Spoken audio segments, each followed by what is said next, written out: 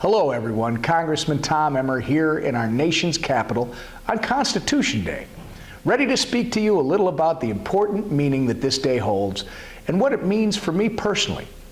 On this very day, 230 years ago, 39 delegates signed the United States Constitution, officially forming a more perfect union. These individuals hailed from different states, held different professions, and were from all walks of life. But despite their differences, they all had one big thing in common. They strongly believed in the document they were signing and what it would mean for the future of the nation they fought so hard to build.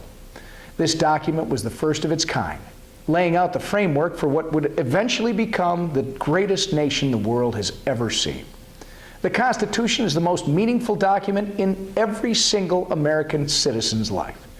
Today we celebrate the Constitution because it exemplifies why we are all so fortunate to be Americans. Calvin Coolidge once summed it up perfectly, saying, "To live under the American Constitution is the greatest political privilege that was ever accorded to the human race." I couldn't agree more. Under the United States Constitution, the power of government is placed primarily in the hands of the people. The Constitution dictates that it's citizens, not a king or a tyrant, who determine the fate of our great nation and the direction in which we head. And it equally divides power between the branches of our government so that no one person or group can ever wield too much power.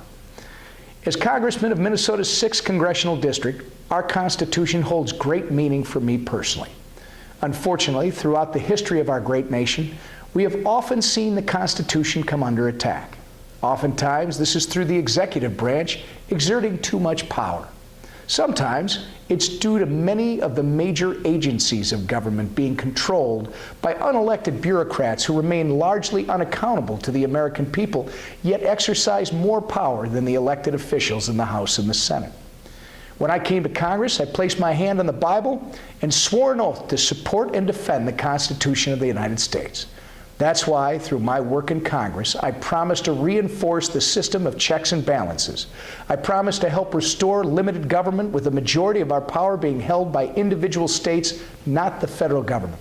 I promise to bring transparency and accountability back to our government. And I promise to defend the rights and liberties this founding document has granted to us all. Because that's what our founding fathers and the framers of our Constitution intended. Serving you all here in Congress and upholding the United States Constitution has been one of the greatest honors of my life. Thank you for the opportunity, and thank you for listening. Happy Constitution Day.